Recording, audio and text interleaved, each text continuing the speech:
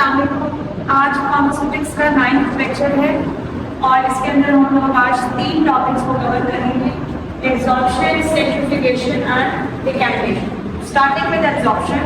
What is absorption? Absorption जो है वो बेसिकली एडिशन होती है, जुड़ने को कहते हैं गैस के या पेपर के या लिक्विड के मॉलिक्यूल्स को किसी भी दूसरे सॉलिड या लिक्विड की सरफेस पे, यानी कि सरफेस के ऊपर ही ये मॉलिक्यूल्स रहते हैं, अंदर की तरफ नहीं जाते। इसकी टाइप्स दो तरह की हैं, एक है फिजिकल एब्जॉर्प्शन और एक है केमिकल एब्जॉर्प्शन। फिजिकल एब्जॉर्प्शन जो होती है इसके अंदर सिर्फ और सिर्फ फिजिकल कैरेक्टरिस्टिक्स इन्वॉल्व होते हैं। मतलब कहने के लिए कि कोई भी केमिकल रिएक्शन उस सरफेस के साथ जिसके ऊपर ये मॉलिक्यूल्स अटैच्ड हैं वो केमिकल रिएक्शन नहीं होगा, सिर्फ और सिर्फ फिजिकल कैरेक्टरिस्टिक्स में वो इन्वॉल्व होते हैं।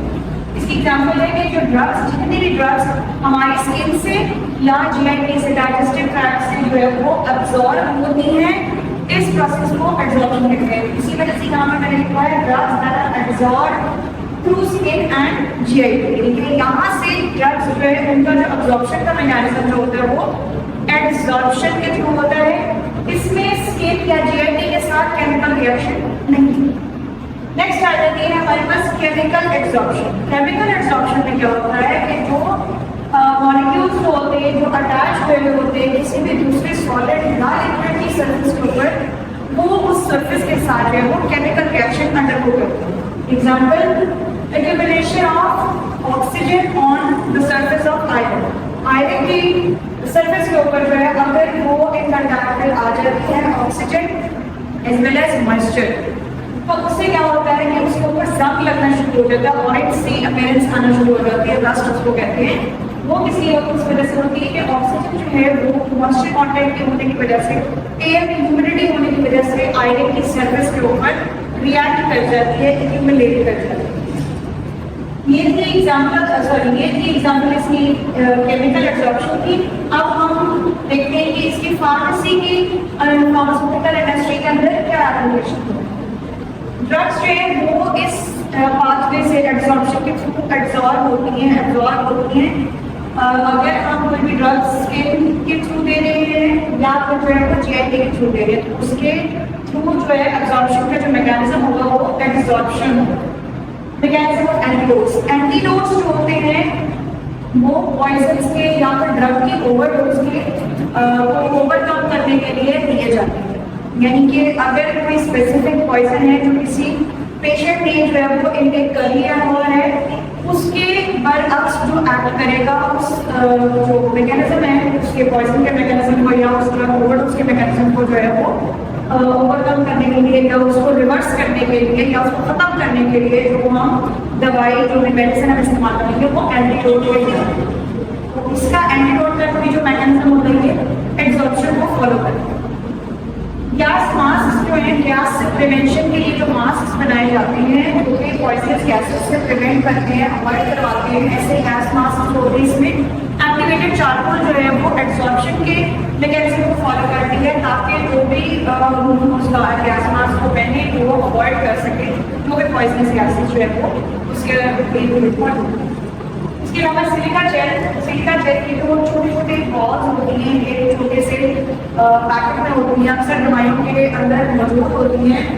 यहाँ पर ये का काम क्या होता है कि ये भी एब्जॉर्प्शन के थ्रू अगर कोई मॉइस्चर कंटेंट उस दवाई के आसपास पाया जाए तो वो मॉइस्चर कंटेंट जो है वो सिलिका जेल एब्जॉर्ब कर लेती है अपनी सरफेस पे और उस जो भी मेडिसिन है उसको उसके ऊपर से जो है वो मॉइस्चर को रिमूव करवा देती है।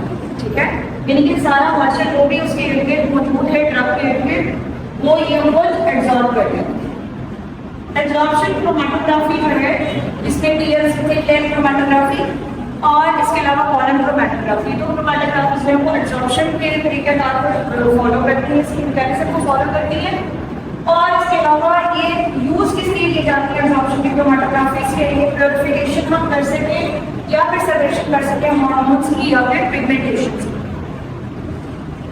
इसके अलावा इंटेस्टाइन से टॉक्सिन्स की रिमूवल जो है वो भी एब्जॉर्प्शन के थ्रू होती है। जितने भी हार्मफुल टॉक्सिन्स होते हैं इंटेस्टाइन में अगर पाए जाएं तो वो टॉक्सिन्स जो होते हैं वो एब्जॉर्प्शन के थ्रू है वो मूव करते हैं।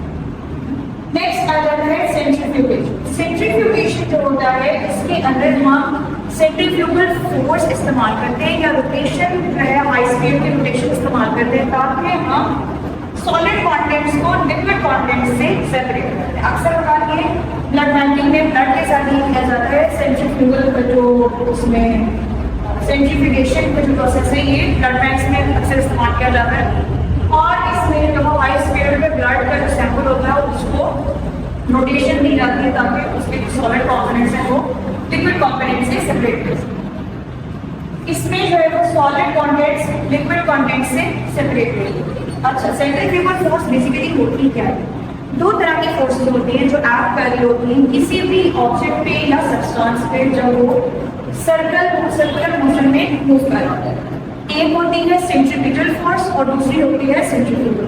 सेंट्रीपिटल फोर्स जो होती है वो किसी भी ऑब्जेक्ट को अंदर की तरफ जो है वो पुल कर रही है और उसी के बाद एक ऐसी फोर्स होती है उसी के opposite that is called centrifugal force जो कि उसको आउटवर्ड डायरेक्शन में पुश कर रही होती है। तो ये पुश और पुल एक ही टाइम में एक जगह पे जब लग रहे होते हैं तो ये रिजल्टेंट होते हैं इस चीज का कि जो ऑब्जेक्ट मूव कर रहा है वो कॉन्टिन्यूसली सर्कल में या रोटेट करना शुरू होता है, सर्कुलर मोशन में मूव कर रहा है।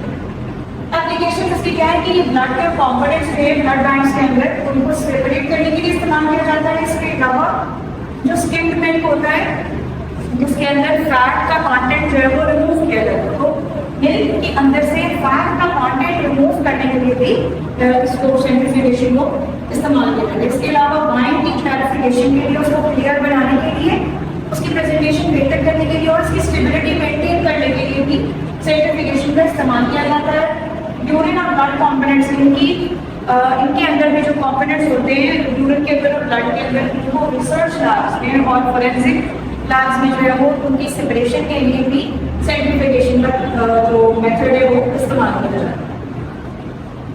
Next is decantation. डिकैंटेशन एक बहुत ही सिंपल सा मेथड है जिसके अंदर हम क्या करते हैं कि हमारे पास एक सॉल्यूशन होता है जिसके अंदर जो भी हमारे पास इम्प्योरिटीज होती है जो कि इनसॉल्युबल होती है उस सॉल्यूशन के अंदर हम उसे अलाउ करते हैं कि वो सेडिमेंट करते हैं। सेडिमेंट का मतलब है नीचे की तरफ बैठ जाना। तो जैसे ही वो इनसॉल्युबल इम्प्योरिटीज जो होती है वो नीचे की तरफ बैठ जाती हैं तो हम केयरफुली जो है उस सॉल्यूशन पर जो ऊपर मौजूद है अब आप सॉल्यूशन जो है जो ऊपर मौजूद सॉल्यूशन है सेडिमेंट के ऊपर वो सॉल्यूशन जो है हम उसको सेपरेट कर देते हैं किसी भी दूसरे कंटेनर में।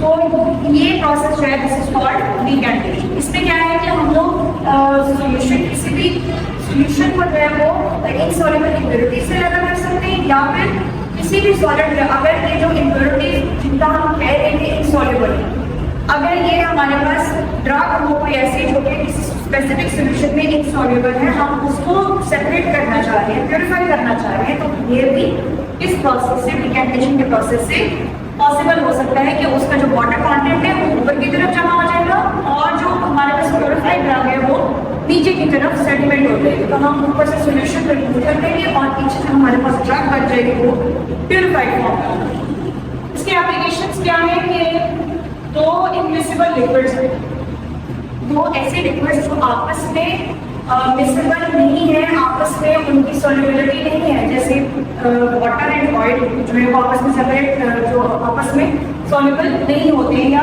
इनमिसिबल है, इनको सेपरेट किया जा सकता है डिकैंटेशन के थ्रू।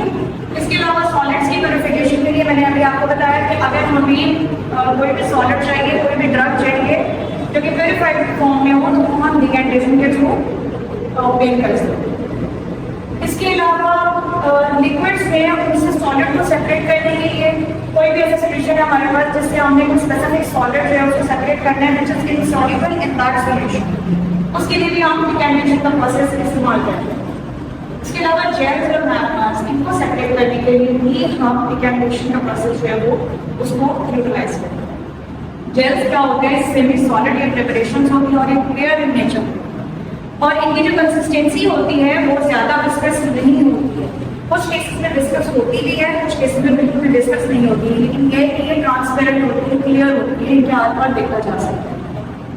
मैग्मास जो होते हैं वो सस्पेंशंस होते हैं बेसिकली इनऑर्गेनिक सॉलिड्स के, सस्पेंशन होती हैं और इसके अंदर क्या होता है कि इनऑर्गेनिक सॉलिड्स मौजूद होते हैं और इनकी कंसिस्टेंसी जो होती है वो ज़्यादा थिक होती है, ज़्यादा विस्कस होते हैं और ये कलर्ड होते हैं, क्ले लाइक कलर होता है, थोड़ा मिल्क लाइक कलर वाइट भी होता है, मिल्क भी कहा जाता है फार्मास्यूटिक्स के अंदर मिल्क के नाम से भी आपको जाना। Thank you.